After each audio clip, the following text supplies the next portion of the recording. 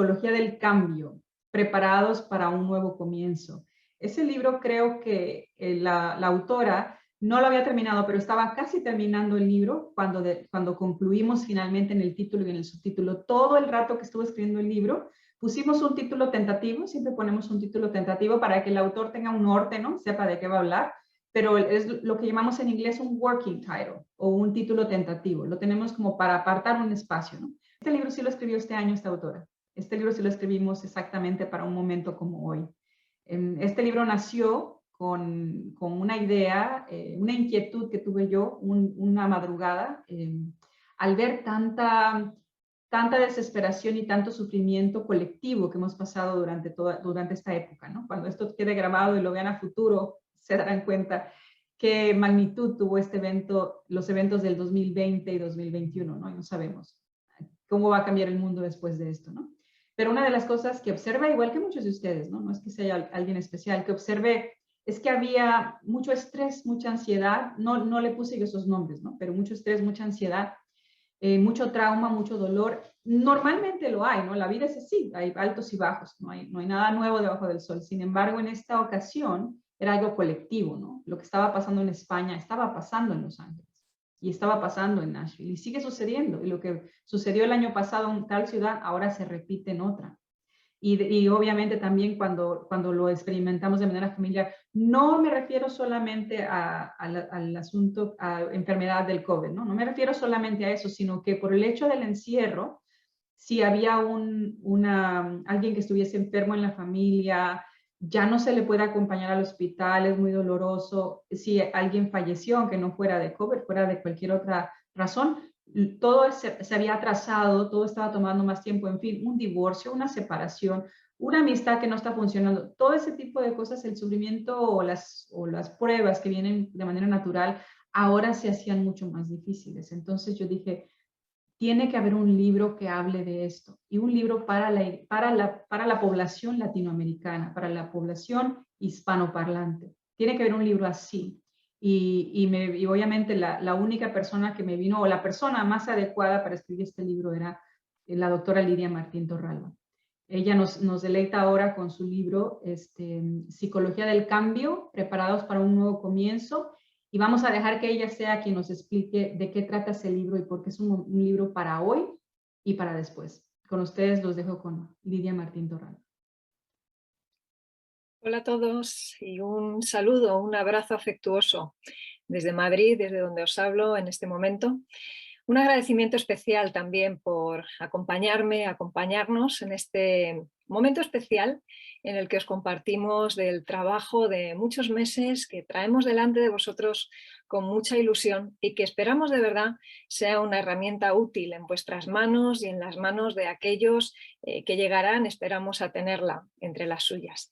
Gracias a los lectores, anticipadamente, a los libreros, a los distribuidores, a todos los que estáis implicados en esta maquinaria de lo que significa el movimiento de un libro y de lo que significa también poder llevar a las vidas de las personas elementos y herramientas que nos ayuden a construir un mejor comienzo. Es lo que deseamos todos, es por lo que también este libro, creo, Psicología del Cambio, es especial, porque está escrito desde la pandemia, pero no solo para la pandemia, y porque hablar del cambio, que es una constante en nuestra vida, desde un momento de cambios tan profundos como los que estamos atravesando todos ahora de una manera global, tiene un plus, tiene un extra de importancia. Así que, de verdad, no es poca cosa el que hayáis escogido estar estos minutos aquí con nosotros. Lo agradezco de verdad, de manera personal, muy profundamente, porque sé lo difícil que es para todos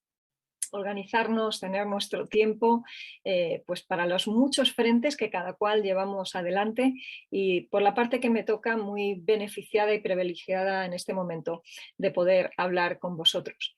Presentaros Psicología del Cambio es presentaros sin duda mi libro más personal, es el libro que de alguna manera me ha servido para poder hablar al lector a corazón abierto desde la vivencia profunda de lo que estamos atravesando, pero echando la vista atrás y sobre todo lanzándola hacia adelante, a ese futuro prometedor que buscamos, a esa idea de comenzar algo nuevo de hacerlo juntos, de hacerlo con la alegría que trae el saber que pueden venir grandes cosas en medio del cambio, por mucho que nos cueste en tantas ocasiones aceptarlo, abordarlo y abrazarlo.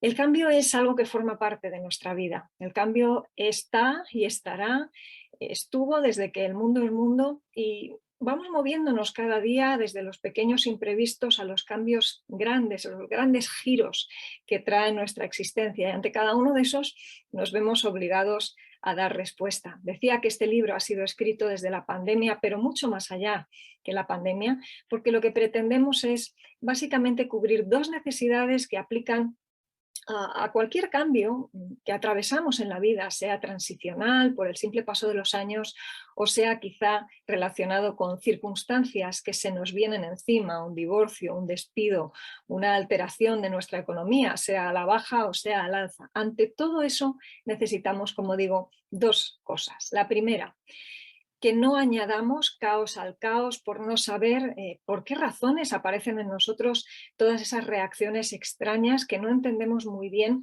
pero que forman parte de la reacción propia ante la inestabilidad que nos trae el cambio.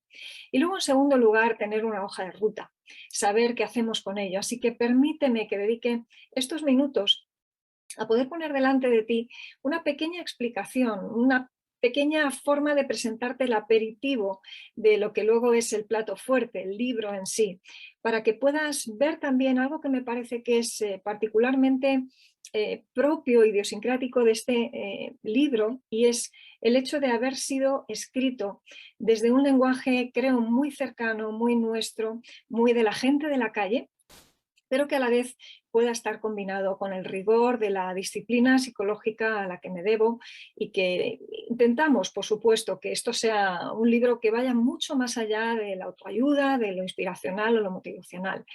Claro, y por supuesto que queremos que este escrito pueda ayudar, inspirar y motivar, pero desde el rigor y desde un lenguaje, como digo, que pueda ser ese lenguaje común que todos podamos entender sin perder de vista que de lo que estamos hablando es de entidades muy bien estudiadas desde la ciencia del comportamiento, que es la psicología. Buena parte de las personas que llegan con sus malestares a consultas como la que yo llevo desde hace 20 años son situaciones que vienen generadas por el cambio. El malestar que las personas traen, sea en forma de estrés, de ansiedad, de depresión y otros muchos problemas, viene generado por cambios. Hay un altísimo porcentaje de ellos, de hecho, que podemos constatarlo prácticamente desde el primer minuto de la sesión, en cuanto empezamos a hablar con el paciente.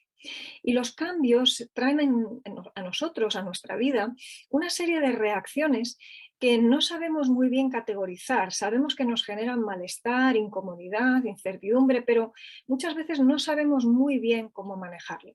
Lo que he querido desde Psicología del Cambio es contar a los lectores que esas reacciones generalmente se ubican en una o varias de estas tres cajas que te voy a describir y que la combinación de ellas es la que muchas veces nos lleva a un estadio de sufrimiento que se puede incluso elevar hasta la enésima potencia, como te mostraré después. Cuando el lector tiene delante de sí esto, se descubre en medio de esa descripción sabiendo si lo que está viviendo es estrés, si lo que está viviendo es ansiedad, si lo que vive son reacciones depresivas o quizá la mezcla y la combinación de las tres. Pero además, a través del modelo que te mostraré después, va a poder comprender, identificar y casi diagnosticar en qué punto del proceso de deterioro, de desajuste o de malestar se encuentra para tomar las mejores decisiones al respecto. Tanto si lo lee pensando en él mismo, como si lo lee pensando en aquellos a quienes ayuda, a quienes acompaña, siendo madre o padre de sus hijos que también atraviesan situaciones complicadas. Déjame que te ponga entonces en ese lenguaje cercano de qué estamos hablando al hablar de estrés, de ansiedad o de depresión. Porque estos son términos que todo el mundo utiliza en la calle, pero que sin embargo muy pocos conocen verdaderamente qué significa.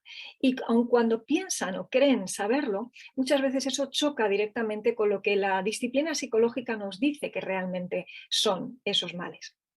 El estrés he querido ponerlo en términos de desbordamiento. Si yo le preguntara a 100 personas si a lo largo de este año y medio largo que llevamos ya de pandemia han estado estresados, muchos no me lo sabrían concretar. Pero si yo les preguntara si han estado desbordados, todos ellos prácticamente me dirían que en uno u otro momento, por una u otra razón, así ha sucedido. El desbordamiento tiene que ver con esa percepción personal a la hora de poner en la balanza la situación que tengo delante y los recursos con los que cuento para enfrentarla. Y que si en ese balance las cosas me salen en positivo, si creo que puedo, entonces no me sentiré desbordado. Pero cuando me doy cuenta de que quizá por la dimensión de la situación o bien porque me siento falto de recursos no me salen las cuentas, entonces ahí percibiré que tengo estrés. ¿Tiene que ver entonces con lo subjetivo? Sin duda. ¿Tiene que ver con elementos objetivos? Por supuesto. Pero incluso en situaciones que a otras personas les pueden parecer nada desbordantes, la persona, en primera persona, valga la repetición, puede sentirse desbordado y su cuerpo, su mente van a notar ese estrés. Si hay desbordamiento, entonces hay estrés y debemos saber cómo manejarlo. Lo notaremos a nivel físico, quizá lo notaremos a nivel psicológico. El nivel físico se resuelve relativamente bien, descansando. Es el que quizá teníamos más asociado a las largas horas de trabajo, al ejecutivo estresado. Pero ¿qué pasa, por ejemplo, con el niño que maneja muchas extraescolares? ¿O qué pasa con el ama de casa, a quien no le da abasto las horas del día para poder cubrir todos los frentes que tiene delante? ¿Qué pasa con esa persona que está preparando una oposición a algún puesto de trabajo, que está preparando una promoción, o alguien que ha visto caer su empresa en medio de la pandemia y que está teniendo que resurgir de en medio de las cenizas? Bien, todas esas situaciones, todas esas personas están atravesando estrés y no solamente tiene que ver con lo físico, como decimos, sino que tiene todo que ver con lo emocional, con lo que nos preocupa, lo que nos quita el sueño y lo que nos lleva en definitiva a también sufrirlo emocionalmente en términos de ansiedad. La ansiedad es uno de los efectos psicofisiológicos del estrés, que se llama en terminología técnica. Es uno de esos efectos de sufrimiento, consecuencia de estar arrastrando ese malestar durante un tiempo. El cuerpo nos pasa factura. Lo vemos a nivel físico, por ejemplo, pues con esas reacciones que puede tener nuestro sistema gastrointestinal, irritación en el estómago, problemas digestivos, trastornos como el de Crohn, por ejemplo, colitis ulcerosa, colon irritable y tantos otros que conocemos y nos suenan porque están muy modulados por las reacciones de estrés. ¿Qué pasa también, por ejemplo, con nuestro sistema coronario, con la presión arterial, con el tema del descanso, el ser capaces de generar el sueño apropiadamente para poder dedicar las horas propicias al descanso físico? Sucede, por ejemplo, cuando tenemos reacciones en la piel, dermatitis. Nuestro sistema inmune se ve comprometido también por las reacciones fisiológicas de ese estrés. Ahora, las hay psicológicas, ahí tenemos la ansiedad como una de las más clásicas, de las más típicas y que se puede presentar de maneras muy variadas, algunas reacciones físicas muy evidentes, el ataque de pánico, otras más en forma de preocupación y otras en forma de exacerbación de otros síntomas de otra clase, de otro tipo que la persona ya sufre. Ahora, si te decía antes que el equivalente del estrés es el desbordamiento, quiero traer también delante de ti una palabra equivalente a la ansiedad, que es precisamente la incertidumbre. De hecho, es la mala gestión de esa incertidumbre la que nos lleva a trastornos de ansiedad con el tiempo. Al principio solo son síntomas, quizá.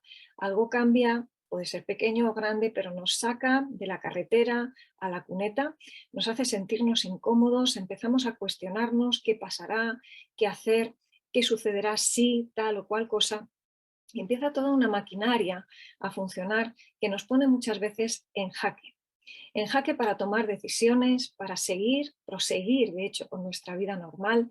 Empezamos a hacer cosas raras debido a la ansiedad, dejamos de hacer cosas que para nosotros antes eran normales, como ir a determinados sitios, empezamos a hacer otras que antes no hubiéramos hecho, como estar siempre acompañados, por ejemplo, o llevar pastillas en el bolso, o siempre tener la botella de agua en la mano por si acaso tenemos alguna reacción de ahogo. Y en medio de todo eso, lo que nos damos cuenta es que la ansiedad no ha venido muchas veces de manera simplemente puntual, sino que se empieza a acomodar, empieza a ocupar espacios y esos espacios cada vez nos dejan una vida más reducida y más pobre. La ansiedad, entonces, es un efecto psicofisiológico del estrés que tiene que ver con incertidumbre. Pero claro, ¿quién no tiene incertidumbres en su vida?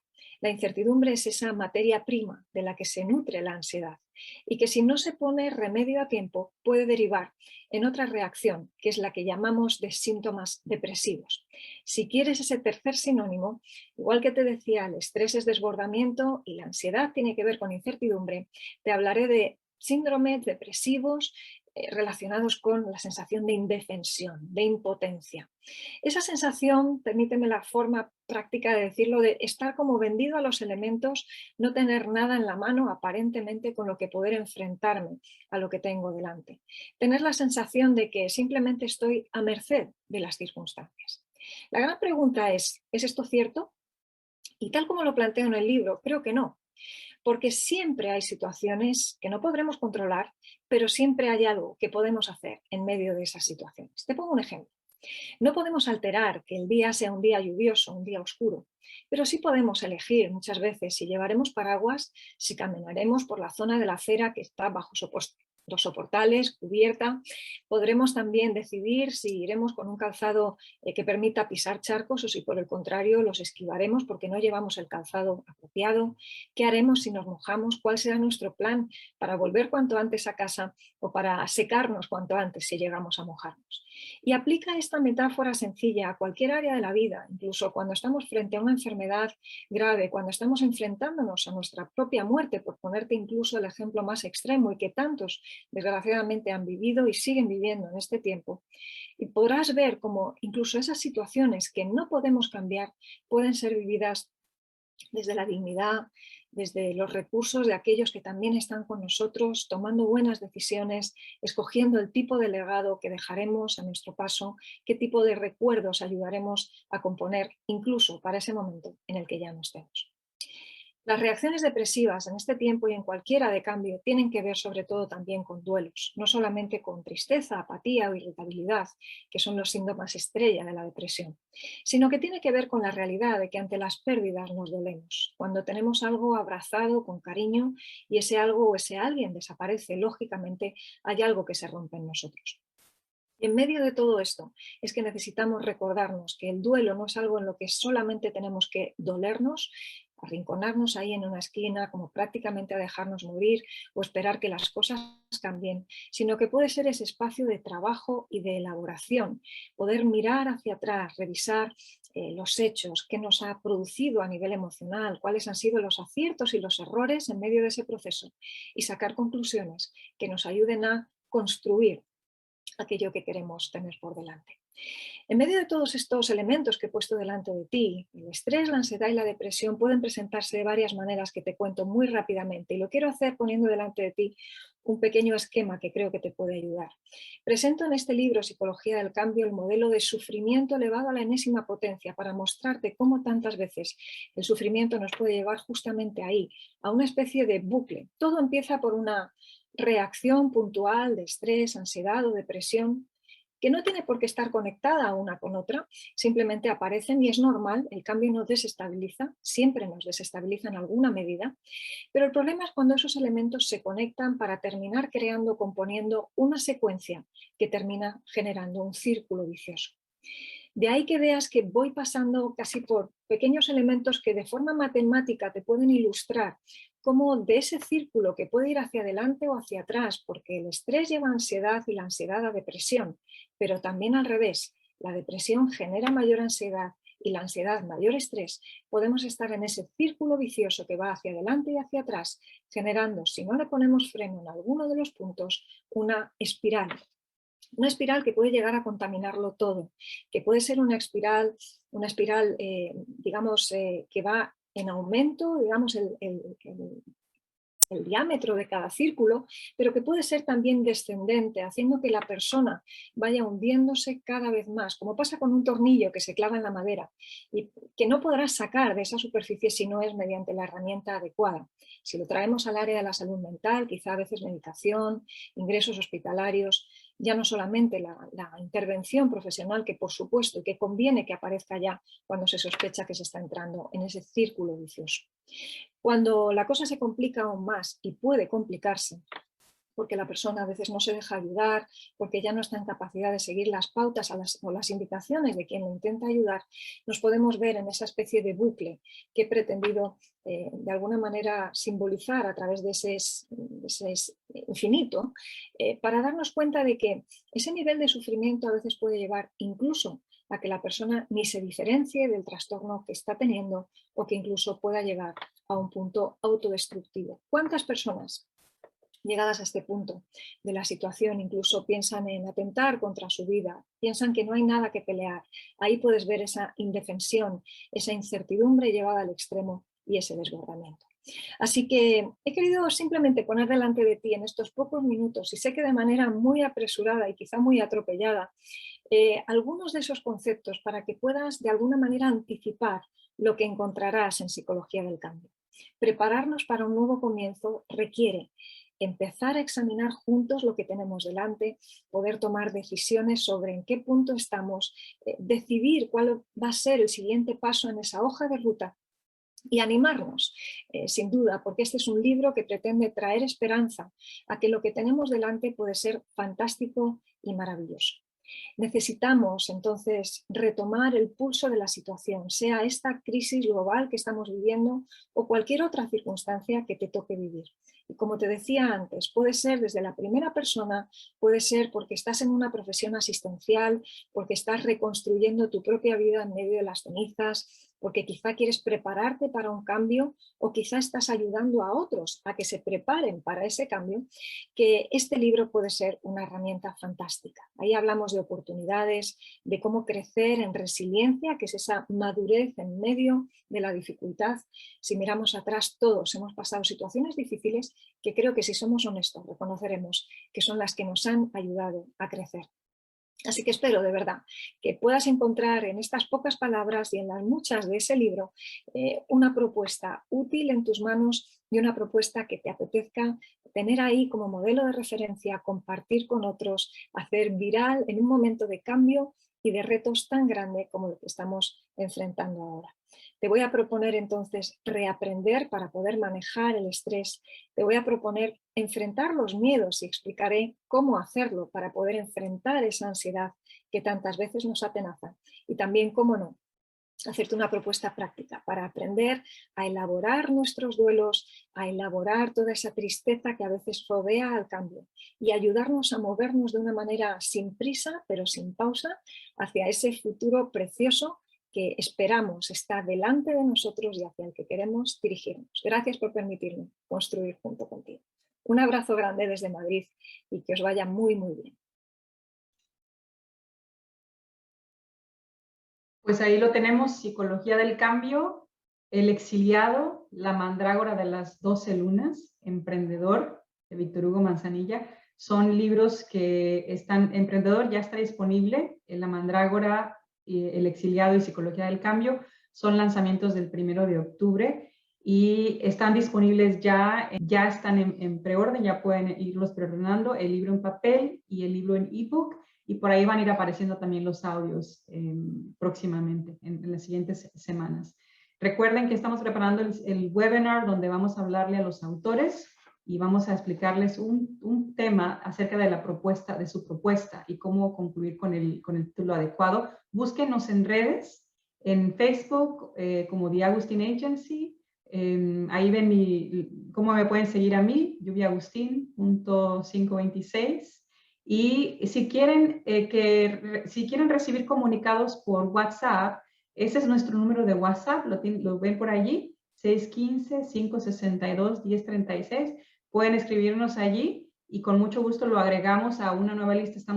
Eso es algo que estamos haciendo nuevo, ¿no? Una lista donde vamos a empezarles a mandar comunicados de si el autor va a dar en una conferencia o si va a estar en una entrevista, cualquier cosa que les pueda interesar sobre los contenidos que vieron aquí. Así que sin más ni más, yo les doy las gracias, encontrarlos en otro momento, en otro lugar, en otra plataforma y que podamos ir hablando de lo que tanto me gusta y espero que ustedes también, de libros. Así que gracias por haber estado aquí con nosotros. Hasta luego.